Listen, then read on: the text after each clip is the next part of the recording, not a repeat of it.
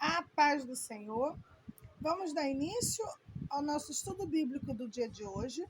Hoje é o dia 60. Vamos ler Levítico 24. O Senhor disse a Moisés: ordene aos israelitas que tragam óleo puro de azeitonas prensadas para a iluminação do candelabro, a fim de manter as lâmpadas sempre acesas. É o candelabro que fica na tenda do encontro, em frente à cortina interna que protege a Arca da Aliança. Arão manterá as lâmpadas acesas na presença do Senhor a noite toda. Essa é uma lei permanente para vocês e deve ser cumprida de geração em geração. Arão e os sacerdotes manterão sempre em ordem, na presença do Senhor, as lâmpadas do candelabro de ouro puro.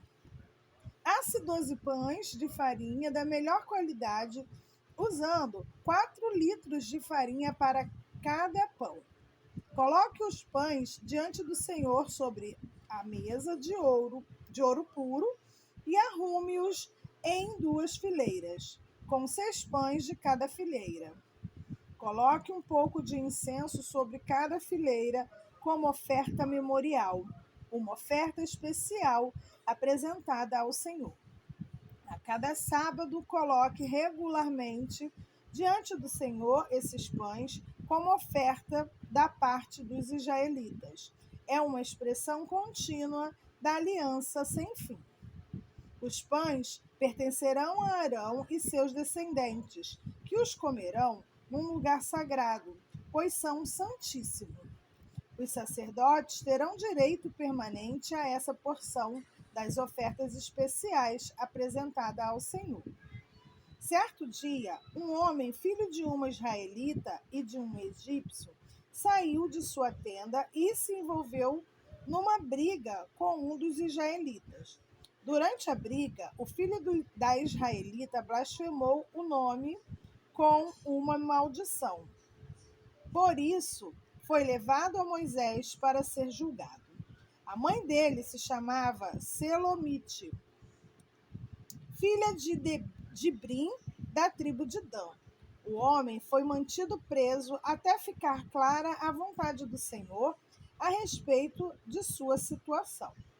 Então o Senhor disse a Moisés: leve o blasfemador para fora do acampamento e diga a todos que ouviram a maldição que coloque as mãos sobre a cabeça dele.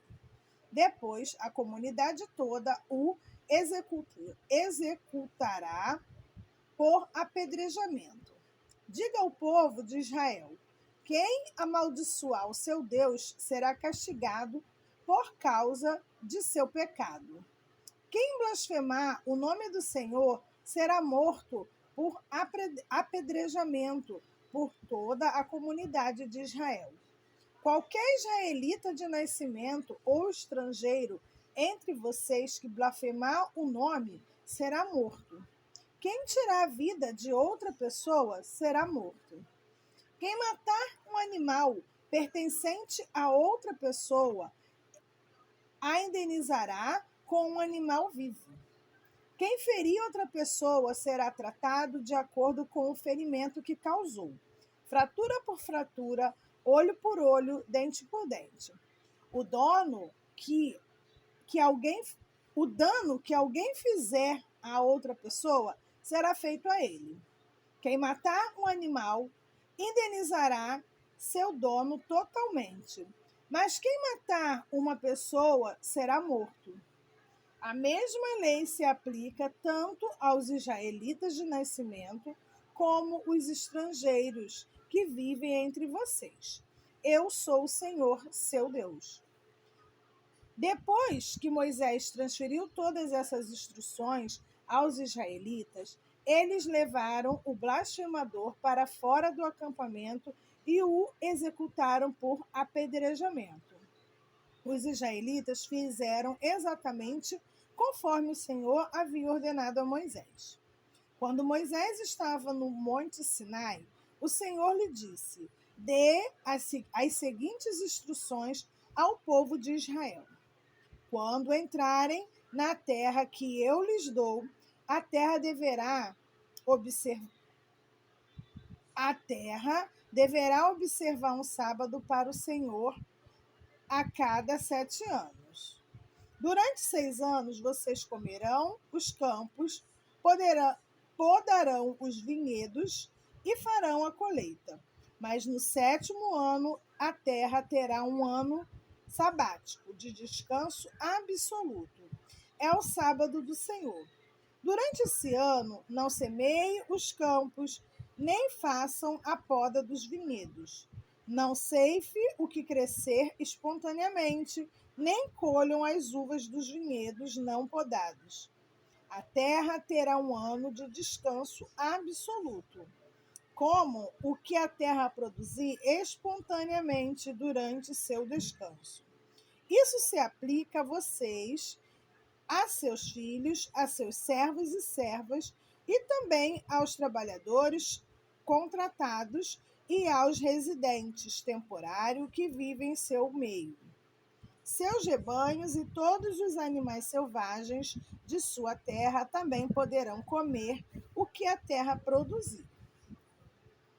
Contem 7 anos sabáticos. 7 vezes 7 anos, no total 49 anos. Então, no dia da expiação do ano seguinte, façam soar por toda a terra um toque longo e alto de trombeta.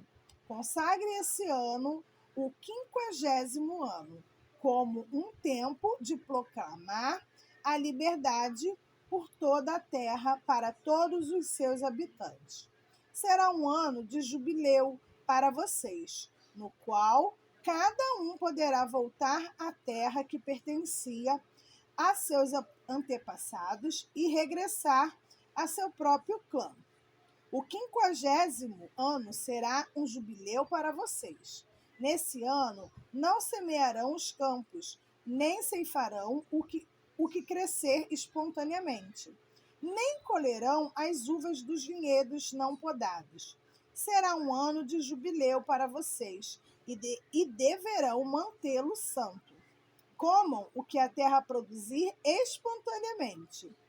No ano do jubileu, cada um poderá retornar à terra que pertencia a seus antepassados. Quando alguém fizer um acordo com o seu próximo para comprar ou vender uma propriedade, não deverá tirar vantagem do outro. Ao comprar um terreno do seu próximo, o preço a ser pago será baseado no número de anos desde o último jubileu. O vendedor estipulará o preço levando em conta os anos que ainda restam de colheitas.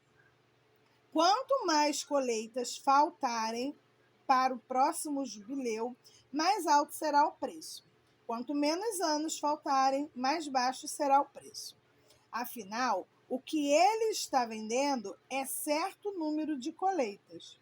Mostrem seu temor a Deus, não tirando vantagem um do outro. Eu sou o Senhor, seu Deus. Se quiserem viver seguros na terra, sigam os meus decretos e obedeçam aos meus estatutos. Então a terra produzirá colheitas fartas. Vocês comerão até se saciarem e viverão em segurança. Talvez vocês perguntem: o que comeremos no 7º ano, uma vez que não temos permissão de semear nem de colher nesse ano? Podem ter certeza de que no 6º ano eu lhes enviarei a minha bênção, de modo que a terra produzirá o suficiente para 3 anos. No 8º ano, quando semearem seus campos, ainda estarão comendo da colheita farta do 6º ano. De fato, ainda estarão comendo desta colheita quando fizerem a nova colheita no 9º ano. A terra jamais será vendida em caráter definitivo, pois ela me pertence.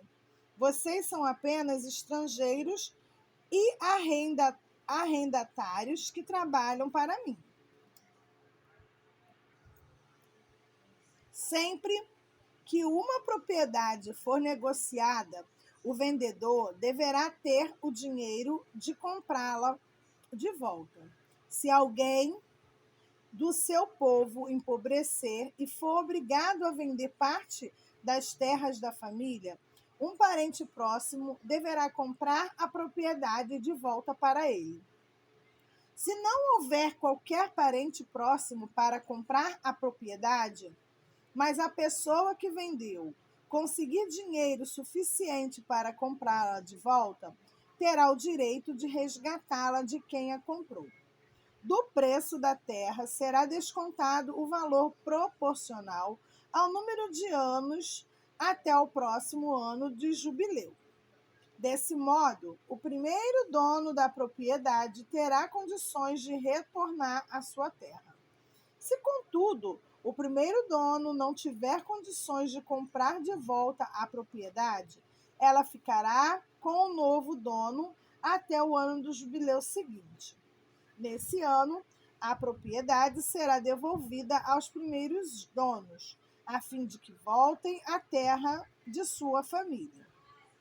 Quem vendeu uma casa dentro de uma cidade murada terá, por um ano completo, o direito de comprá-la de volta. Durante esse ano, o vendedor poderá resgatar a casa, mas, se não a comprar de volta durante esse ano, a venda da casa dentro da cidade murada não poderá ser revertida. A casa se tornará propriedade permanente do comprador. Não será devolvida ao primeiro dono no ano do jubileu. Mas uma casa num povoado, num assentamento, sem muros ao redor, será considerada uma propriedade rural. Poderá ser comprada de volta a qualquer momento e será devolvida ao primeiro proprietário no ano do jubileu. Os levitas sempre terão o direito de comprar de volta uma casa que tiverem vendido dentro das cidades reservadas para eles. Qualquer propriedade vendida pelos levitas, ou seja, todas as casas dentro das cidades dele, será devolvida no ano do jubileu. Afinal, essas casas são suas únicas propriedades em todo o Israel. As pastagens em volta das cidades dos levitas não serão vendidas, são propriedades permanentes deles. Se alguém do seu povo empobrecer e não puder se sustentar, ajude-no como ajudariam um estrangeiro ou residente proprietário e permitam que ele more com vocês. Não cobre juro, nem tenham lucro à custa dele. Em vez disso, mostrem seu temor a Deus, permitindo que ele viva como parente com vocês. Lembre-se de não cobrar juro sobre o dinheiro que lhe emprestarem, nem de ter lucro com o alimento que lhe venderem. Eu sou o Senhor, seu Deus, que os tirou da terra do Egito para lhes dar a terra de Canaã e ser o seu Deus. Se alguém do seu povo empobrecer e for obrigado a se vender para vocês, não o tratem como escravo. Tratem-no como empregado ou residente temporário que mora com vocês e os servirá apenas até o ano do jubileu. Então ele e seus filhos estarão livres e voltarão aos clãs e à propriedade que pertencia a seus antepassados. Os israelitas são os meus servos que eu tirei da terra do Egito, de modo que jamais devem ser vendidos como escravos. Mostrem seu temor a Deus, tratando-os sem violência. Vocês poderão comprar escravos e escravas de nações vizinhas, Também poderão comprar os filhos de residentes temporários que moram com vocês, incluindo os que nasceram em sua terra. Poderão considerá-los sua propriedade e deixá-los para seus filhos como herança permanente. Poderão tratá-los como escravos, mas jamais oprimirão alguém do seu povo. Amém. Vamos ler Marcos 10, de 13 a 31. Certo dia, trouxeram crianças para que Jesus pusessem as mãos sobre elas. Mas os discípulos repreenderam aqueles que as traziam. Ao ver isso, Jesus ficou indignado com os discípulos e disse: Deixem que as crianças venham a mim, não as impeçam, pois o reino de Deus pertence aos que são como elas. Eu lhes digo a verdade: quem não receber o reino de Deus como uma criança, de modo algum entrará nele. Então, tomou as crianças nos braços, pôs as mãos sobre a cabeça delas e as abençoou. Quando Jesus saía para Jerusalém, um homem veio correndo em sua direção, ajoelhou-se diante dele e perguntou: Bom mestre, que devo fazer para herdar a vida eterna? Por que você me chama de bom? Perguntou Jesus. Apenas Deus é verdadeiramente bom. Você conhece os mandamentos: não mate, não cometa adultério, não roube, não dê falso testemunho, não engane ninguém, honre seu pai e sua mãe. O homem respondeu: Mestre, tenho obedecido a todos esses mandamentos desde a juventude. Com amor, Jesus olhou para o homem e disse: Ainda há uma coisa que você não fez. Vá e venda todos os seus bens e dê o dinheiro aos pobres. Então você terá um tesouro no céu. Depois, venha e siga-me. Ao ouvir isso, o homem ficou desapontado e foi embora triste, pois tinha muitos bens. Jesus olhou ao redor e disse a seus discípulos: Como é difícil os ricos entrarem no reino de Deus. Os discípulos se admiraram de suas palavras, mas Jesus disse outra vez: Filhos, entrar no reino de Deus é muito difícil. É mais fácil um camelo passar pelo buraco de uma agulha que um rico entrar no reino de Deus. Perplexos, os discípulos perguntaram: Então, quem pode ser salvo? Jesus olhou atentamente para eles e respondeu: Para as pessoas isso é impossível, mas não para Deus. Para Deus tudo é possível. Então Pedro começou a falar: Deixamos tudo para segui-lo. Jesus respondeu: Eu lhes garanto que todos que deixaram casa, irmãos, irmãs, mãe, pai, filhos ou propriedades por minha causa e por causa das boas novas, receberão em troca, nesse mundo, 100 vezes mais casas, irmãos, irmãs, mães, filhos e propriedades com perseguição, e no mundo futuro terão a vida eterna. Contudo, muitos primeiros serão os últimos, e muitos últimos serão os primeiros. Amém. Vamos ler Salmos 44, de 9 a 26. Agora, porém, tu me rejeitaste e nos envergonhaste. Já não conduzes nossos exércitos para as batalhas. Tu nos fazes bater em retirada diante de nossos inimigos e permite que sejamos saqueados por aqueles que nos odeiam. Entregaste-nos como ovelha para o matadouro e espalhaste-nos entre as nações. Vendeste teu povo precioso por uma ninharia, e não tiveste lucro com a venda. Permitiste que as nações vizinhas zombassem de nós. Somos objetos de desprezo e ridículo para os que nos odeiam. Fizeste de nós motivo de riso entre as nações com desdém. Balançam a cabeça para nós. Não há como escapar da humilhação constante.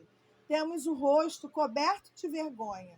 Não ouvimos outra coisa senão os insultos dos que zombam de nós.